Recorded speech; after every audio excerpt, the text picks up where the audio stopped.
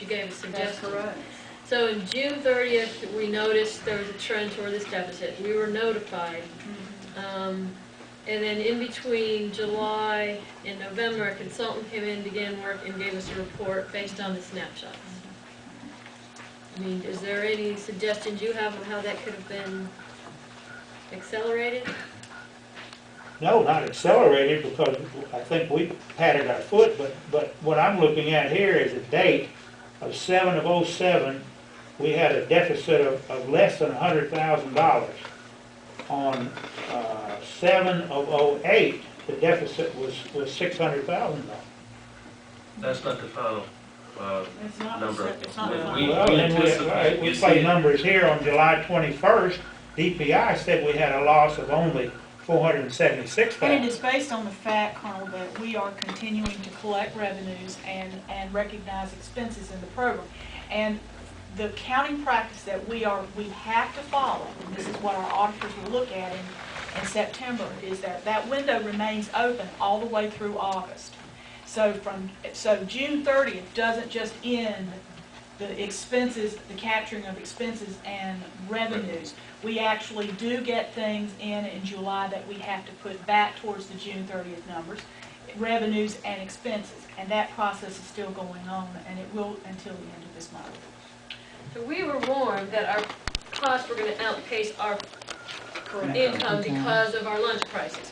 But we couldn't change those prices any sooner in the middle of the school year. That's what I'm hearing. I mean, Can't change a food contract. can't change a food contract. So I Not don't approved know. to change labor costs in the middle of the year, to lay people off. In September, at the district meeting, which Colonel Totten and I attended together, I attended a program called Perfect Storm. I think you went to the same thing in November at the State School Board Association meeting.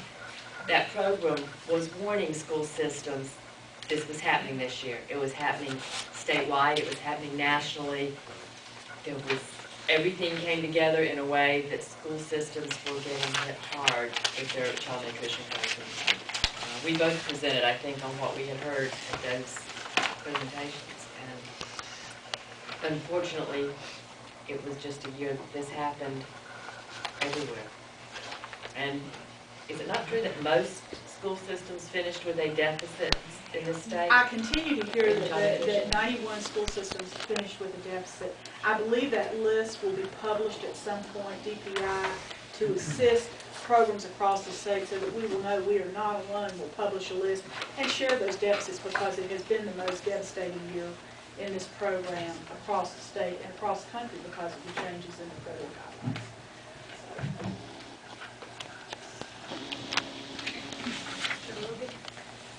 Madam Chair, members of the board, in closing, that addresses all of the items in the posting. Two other closing thoughts or comments. One is the staff and I researched these questions for Mr. Totten.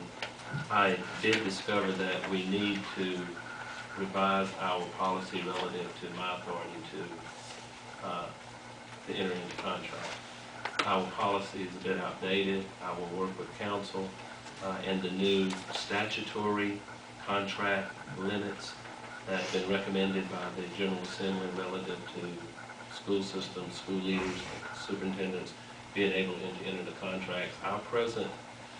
With our present policy, it sets no limits on the superintendent to enter into a contract. So there's some limits that are established for capital funds, but not for current expense. I will be bringing you a policy that does set some limits that we feel are reasonable or physically responsible, yet will allow us to get the work done without having to bring everything back to the board for approval of a contractual nature. And they will fall in. I've been in consultation with counsel, with legal counsel, and we will be recommending what has been approved by the General Assembly, or what are they called? Dollar thresholds. They're referred to as dollar thresholds in North Carolina public contracting statutes. So this is what we will actually plug this information into policy language, thus bring it all in alignment and thus create some contractual limitations and structure for the superintendent, for the administration. We'll get that to you just as soon as we can, because we do have a lot of work, a lot of projects, a lot of activity going on. Lastly, and I've already had this conversation with Mr. Totten, so this isn't a surprise. And Mr. Totten, I bring it up again because it's who I am. It's who I am, and I'm not going to apologize for who I am. This is the posting. You have a copy of this in your, everyone does. This is the original posting. It's about 2.5 pages. Yes, 2.5 pages. I went through the posting and I just highlighted the language of the posting. Now, I realize that we all are who we are. We speak and write the way we speak and write. Yet and still, I have to say that as a superintendent, as your chief executive officer of your school system, with what I consider to be a fine, and I've worked with enough of them now, I've been in 8 North Carolina school systems, it's my 3rd superintendency, and at the Department of Public Instruction, we have an $8.8 billion budget. So I've had the responsibility of overseeing a little bit of money, little public funds before in my life, in my career. I have never had language such as what was used, and Mr. Totten, I shared this with you. Your language is accusatory and it's indicting. None of the people in this room had any interest in doing anything other than what is right in the best interest of the school system and the children of the school system. Anyone can make a mistake.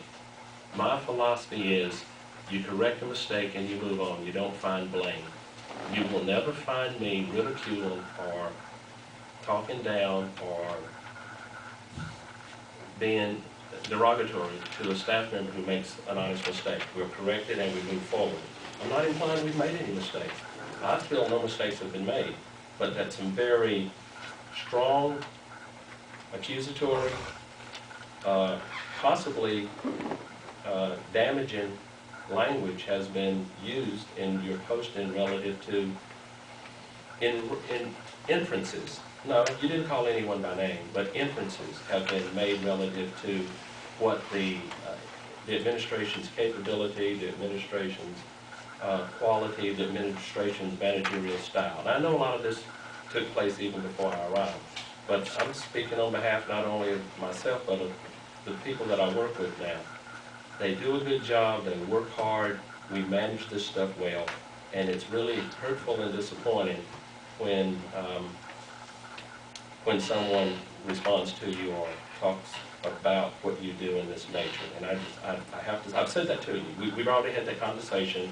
You've indicated that, you know how I feel about it, but I'm going to say it again publicly because I would never put something in print in that manner about a staff member or someone regardless of what took place, and I'm disappointed that it was said about us in this way.